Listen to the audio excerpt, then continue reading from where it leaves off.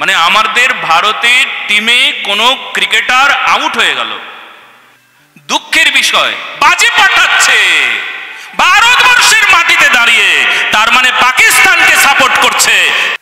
যদি ভারতবর্ষে জন্ম হলো আমার, কিন্তু আমি যদি ভারতবর্ষের মাটি যদি আমাকে স্পর্শ করে, মানে আমি যদি ভারতবর্ষের মাটিকে আমি যদি স্পর্শ করে থাকি, ছোটবেলায় খেলার ছলে ভারতের মাটি মুখে দিয়েছি, তবুও ভারতের প্রতি প্রেম হলো না, হ্যাঁ এটা কি দুর্ভাগ্য না, বলো না গো রাধে রাধে।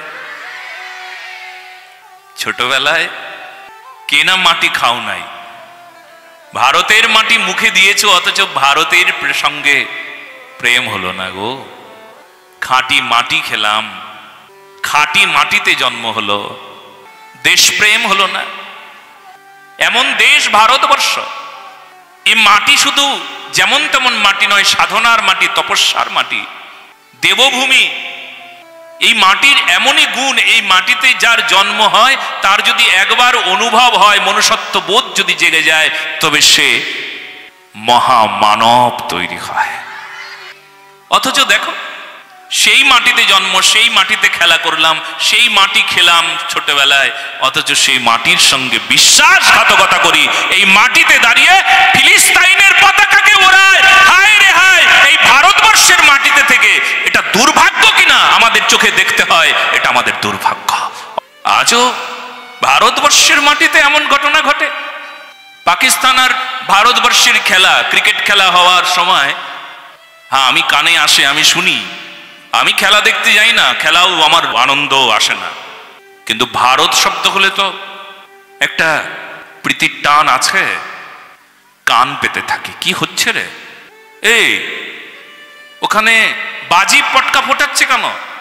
মানে আমাদের ভারতের টিমে কোনো ক্রিকেটার আউট হয়ে গেল, দুঃখের বিষয় বাজি পাঠাচ্ছে ভারতবর্ষের মাটিতে দাঁড়িয়ে, তার মানে পাকিস্তানকে সাপোর্ট করছে। হায় হায়, এটা ভারতবর্ষের মাটিতে কি রে, এরা যার নুন খায় তার গুণ নাগে, সেই যার নুন খাচ্ছে তার বিরুদ্ধে কথা বলছে, তার বিরুদ্ধে দাঁড়িয়েছে, পাকিস্তানের ঝান্ডা ওড়াচ্ছে। কি কারণ? কি বিশ্বাসঘাতকতা। এদের দেশপ্রেম নাই, এদের দেশপ্রেমের বড় প্রয়োজন, এদের রাষ্ট্রপ্রেমের বড় প্রয়োজন, এদের সংশোধনের বড় প্রয়োজন। এই জন্য সংশোধনে আমরা সবাই এখানে এসেছি। আমরা বুঝে যাব পাকিস্তান কেবলমাত্র আমাদের শত্রু না, একদম না। আজও ভারতবর্ষের মাটিতে এমন পাকিস্তানি মানুষ আছে যারা আমাদের আসল শত্রু। তাদেরকে চিহ্নিত করো, তাদেরকে বুঝে যাও। ভারতবর্ষের মাটি, এই মাটিতে খাঁটি মানুষ চাই। ভারতবর্ষের মাটি তপস্যার মাটি, এই মাটিতে তপস্বী মানুষ চাই। এই মাটিতে যারা দাঁড়িয়ে আছো তারা ভারতের গুণগান গাইবে, ভারতের জয়গান গাইবে, ভারতের সেবা করবে, ভারতবাসী বলে গর্ব করবে। না, কখনো তোমাদের চরিত্রে এমন দেখতে পাবো না বিশ্বাসঘাতকতা দেখতে, এটা আমরা রাজি নই। কখনো তোমাদের মধ্যে বিশ্বাসঘাতকতা দেখতে চাই না, চাই না, চাই না। এটা ভারতবর্ষের মানুষ হওয়ায়, ভারতবর্ষবাসীর ওপর এটা আমাদের দাবি। বলো না গো রাধে রাধে। আর এই দাবি যদি প্রতিপালন না করো, তবে একদম সোজা রাস্তা আছে। তোমরা যদি মনে করো ভারতবর্ষের উপর বিশ্বাসঘাতকতা করবে, তবে বিশ্বাসঘাতকতা করবার আগে অনেক কিছুই করা হয়ে যাবে। এই জন্য খুব সাবধান। আমাদের এই দেশটাকে আর খণ্ড খণ্ড করবার জন্য কেউ যেন চেষ্টা না করে। আমরা এখন অখণ্ড আনন্দে আছি, এখন আমরা অখণ্ড ভাবনায় আছি, এখন আমরা অখণ্ড চিন্তনে আছি। এখন আমরা, আমাদের ঘরে কোনো খণ্ড নাই, আমাদের বর্ণে কোনো খণ্ড নাই, আমাদের ভারতবর্ষী সনাতনীদের মধ্যে কোনো খণ্ড থাকবে না। না শৈব, না শাক্ত, না গাণপত্যি, না সৌরী, না বৈষ্ণব, কোনো খণ্ড নাই। এখন সব অখণ্ড তত্ত্বে আমরা একসঙ্গে থাকব। আমরা সব সনাতনী এক হব। দেখি কার ক্ষমতা। আমরা এই জন্য অখণ্ড তত্ত্বে বিশ্বাসী।